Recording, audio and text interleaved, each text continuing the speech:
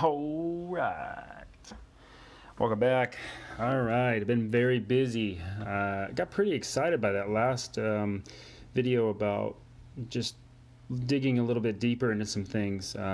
Really interested in a few YouTubers that dig into things. I love Chico Crypto. He's highly engaging. So hopefully I've got something similar in the engaging side of things. Let's try this out. So I dug a little bit deeper. I've been looking at some of VV's licenses, and I've also been digging into IPs and why intellectual property is incredibly powerful right now in the NFT space. So, and they're exceptionally powerful if they know how to talk to these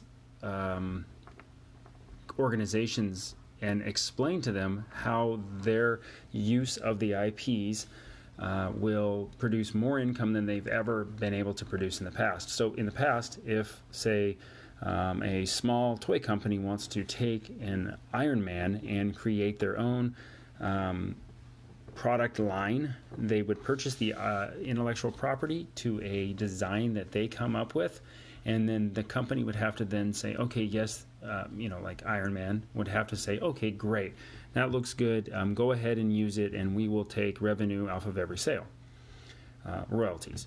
So that's how it would go down. They would sell a toy, they'd make money, and everybody would win because the people who made the new toy design and the original owner of Iron Man would make money.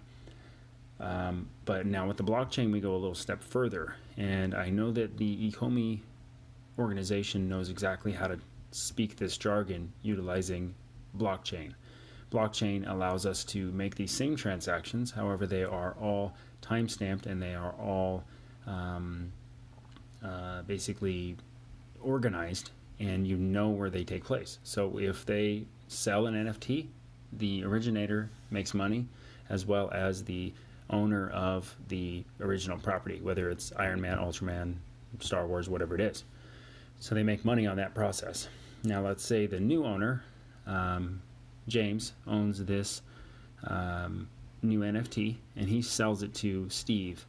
That's another transaction on the blockchain, and the originator also makes money. I don't know if there are royalties that are set up for the Ecomi to make money on this, as well as the owners of the original property.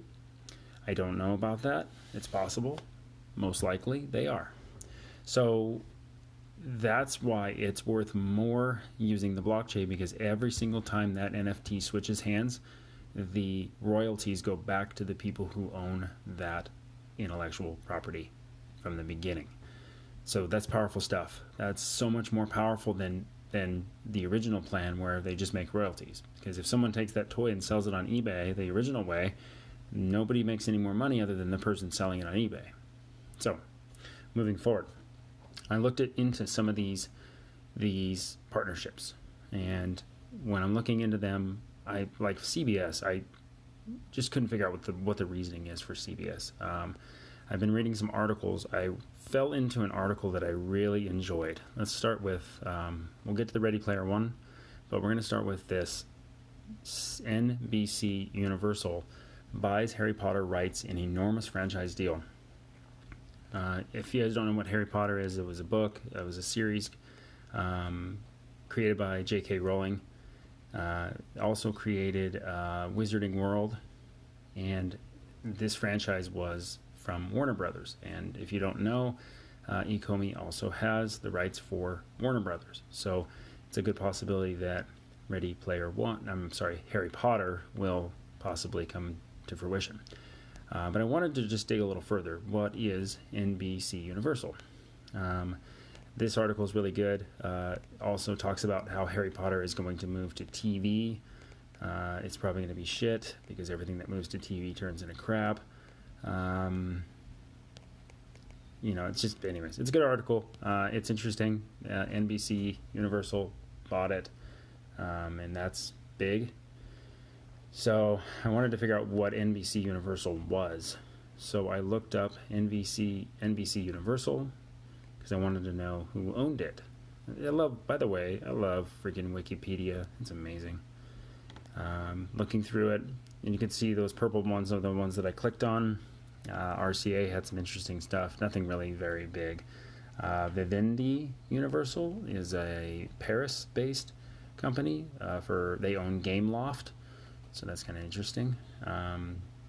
But down here, it's in divisions. Divisions are Universal Pictures. Interesting. So connections again to now Universal Pictures. So Universal Pictures was, if we remember correctly, where is Universal Pictures? Universal Pictures was also Universal Studios as well as Universal City. They were all the same, remember? From the last video. So all those tie-ins, Universal Studios is huge. It's a theme park, and it's massive, and it has connections and ties to Universal. There it is. NBC Universal are the owners of Universal Studios Hollywood, and we already found that Universal Studios Hollywood was owned by Universal City, which was owned by Steven Spielberg. So, big tie-ins there. Amblin Entertainment was the start of all that, which was sitting on the drop that's coming out for the DeLorean of Back to the Future. So I checked out Steven Spielberg and what he owns the rights to, and so he owns Amblin Entertainment, and he owns the rights to all these movies. So he can basically create, if we have, it just goes to stand. I mean, I'm not saying that this is truth, but it goes to stand that if we have Back to the Future and we have Universal Pictures, it's a possibility that we are capable of picking up any one of these movies as well. So these are just massive connections. Universal, Amblin Entertainment, Universal Studios Hollywood, massive. And again, you're just taking IP, which is just the intellectual property. So whatever you create based on what you want to make, you submit that to the owner of the actual property, which in this case is a lot of this stuff that we're doing this with is Steven Spielberg's owned stuff. And then you pay the royalties. It's just such a massive, it's huge. This is interesting right here. This article explains, they don't say this, but this article explains why Ready Player One, the movie, was absolute dog shit. And it was. Because they could not get the property rights, the intellectual property rights for certain aspects of the movie or of the book to properly put the movie in order. And so they go on to talk in this article how the only way this movie would have been put together if Steven Spielberg was in line with it.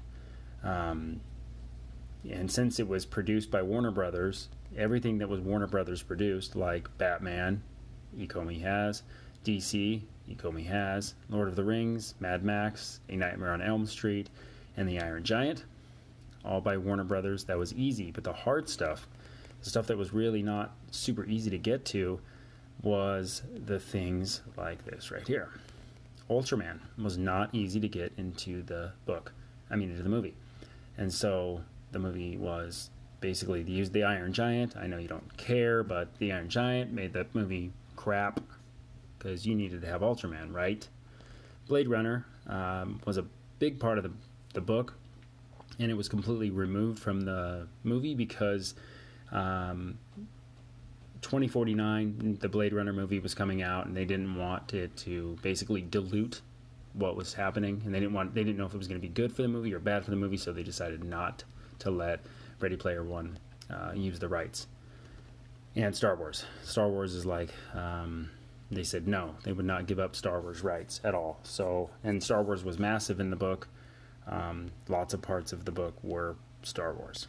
So, and it goes on to say, that if it wasn't for Spielberg that this would probably have not happened at all. There was a lot of talk, basically saying that you'll never get all these IPs. You're not going to be able to do it.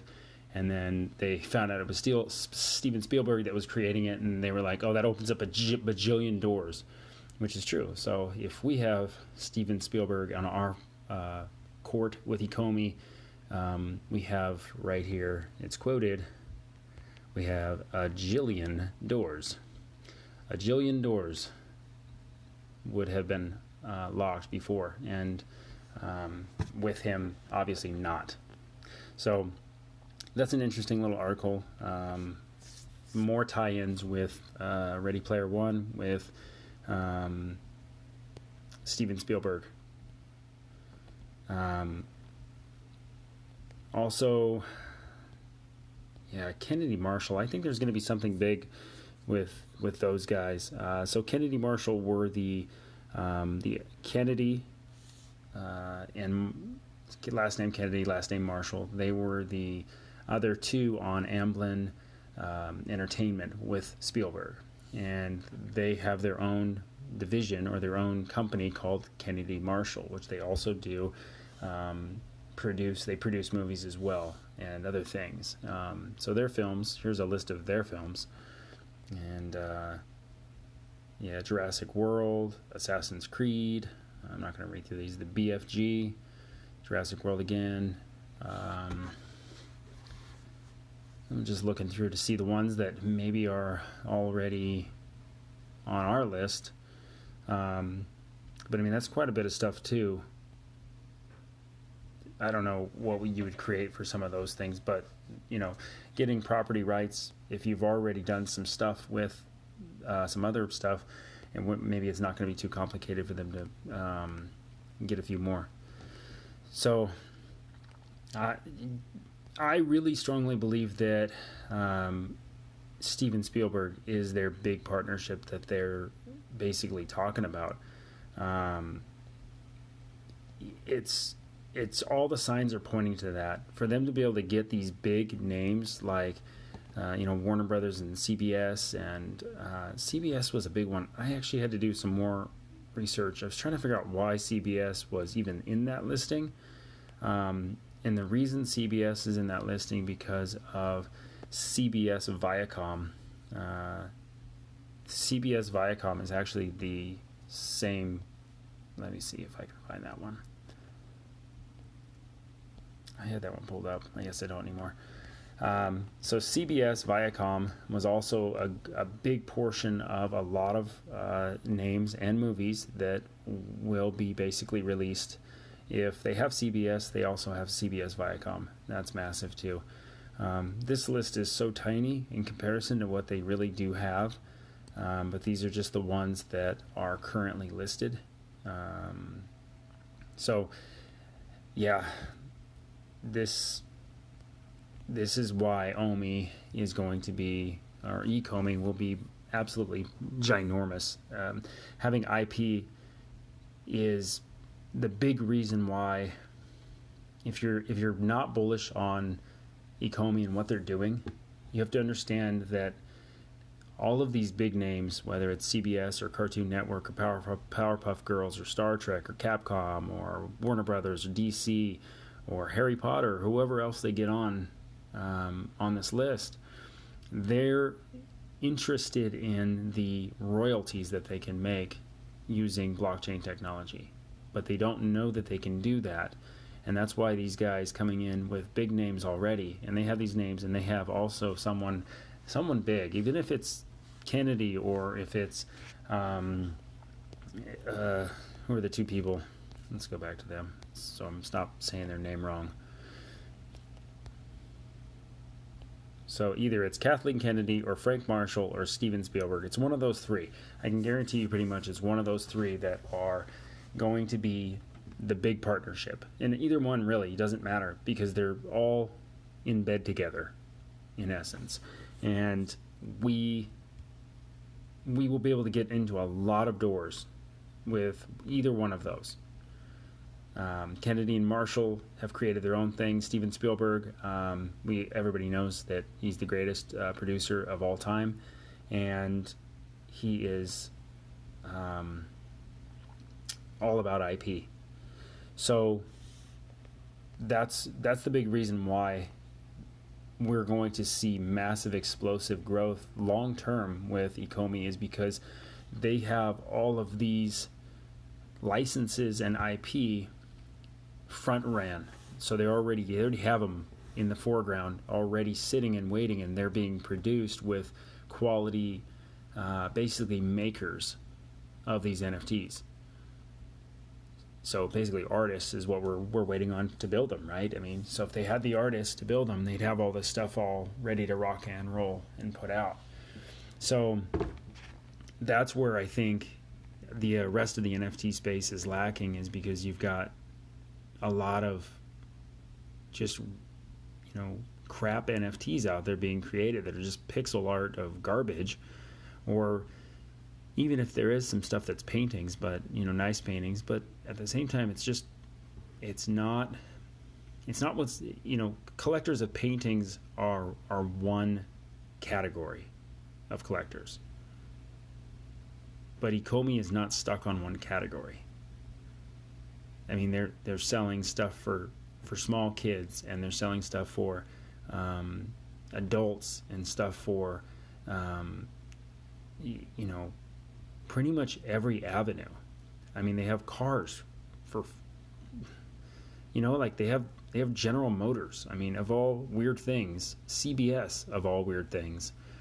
They're catching every category, and they're using these IPs to basically showcase the best of the best, not just some random dude creating artwork with pixels. And not like NBA Top Shots, where it's just NBA. This is going to be so much more. And you start talking about like, the football leagues, or you start talking about NFL, or you start talking about, I think FIFA was one of them, or they're going to talk about NFL, or they're talking about anything like that. That's a whole nother category of collector. You know what I mean? That's like we're talking about mass gathering of collectors all in one area. It's absolutely epic. So I'm pretty dead set on it being Steven Spielberg for sure. There's just too many tie-ins to his name and in his his abilities, even if it's not. So we have, for sure, you're already using Amblin Entertainment on one of them, and so you have a pretty good guess that most of these are on here. And I actually missed Ready Player One on this list last time I went through it. But if you're not currently buying the NFTs because you don't currently like one of them, and you're waiting for the OMI price to do whatever it is you want it to do, whether you want it to go to 3 cents or 10 cents or $100 like I talk about, whatever it is you want to do, just sit on those and leave those alone, and then go buy some gems and buy some NFTs and flip the NFTs and make your profits that you want. Because by doing that, every time you sell and buy those NFTs, you're burning OMI, and you're just going to increase the ecosystem. So you're going to win twice. You're going to win on the first side, where you buy some NFTs and you make some money, and then on the second half, you're burning OMI, so your OMI is going up as well. So if you want to win, do it that way. And if you want to, complain about the price going down, go ahead. Just sit in the Ecomi traders room and just complain about the price going down. Just all sit in there, and you guys could just have a little complaint fest, and you could just stew around and just, my complaints are bigger than yours, and I bought it 4 cents while it was on Uniswap, and you guys can all just talk about that. Or you can be proactive, and you can go and buy some NFTs. You can share those NFTs with the world. You can show people all these cool things you can do with them, with AR, and you can start to help build up this ecosystem. That's the alternative. So that's what I got for you today. If you watch this video to the end, please subscribe. A lot of people watch, not a lot of subscribers. I'd like to get more people on this, especially when we're talking about people like Steven Spielberg, which are huge. So like it, subscribe it, share it with people. Appreciate you guys. Thanks a lot.